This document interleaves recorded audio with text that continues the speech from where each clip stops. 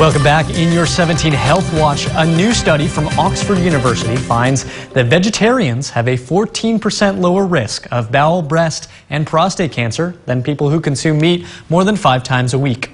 Pescatarians, who eat only fish and not meat, had a 10% reduced risk, and those who limit their weekly meat intake have a 2% lower risk of cancer than regular carnivores. Scientists say other factors besides meat eating may also contribute to that cancer risk. And joining us now is Dr. Ravi Patel.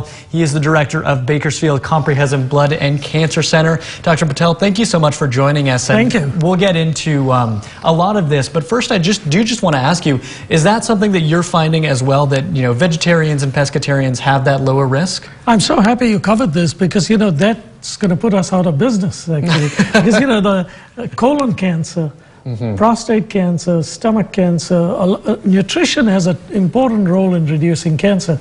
We speak about millions of dollars of drugs, but prevention, an ounce of prevention is better than a cure, and diet, particularly plant-based diet, has a positive impact.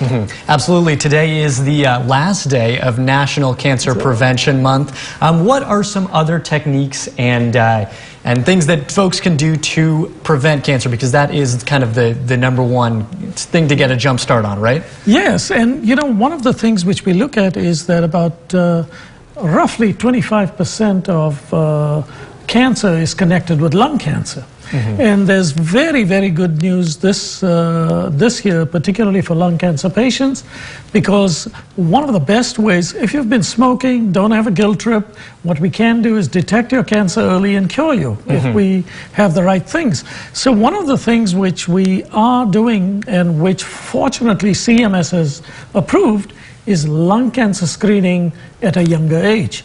Before it was 55, now if you're 50 and if you've smoked for about 20 years, 1 pack a day, which is called 20-pack year history of smoking, you can get lung cancer screening done. We're doing it for free at CBCC. So it's all in the name of detecting these cancers earlier so that you can then get them treatment faster. Faster and cure. The earlier the cancer is detected, the better the chances of cure. Excellent. And I'd love to talk a little bit about mastectomies and breast cancer as well. I know there's been some conversation around this. Are mastectomies the best choice for curing or handling breast cancer? That's a good one because, a woman, particularly if you take a young woman or an older woman who has breast cancer, they think, I got to get my breasts off and I'm going to be cured. Well, you don't need an elephant gun to kill a mosquito. Sometimes if you have a very small tumor, a lumpectomy gives you equally good results as a mastectomy.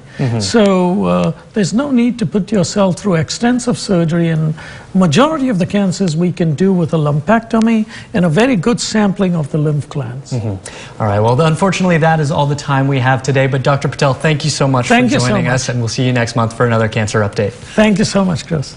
Absolutely.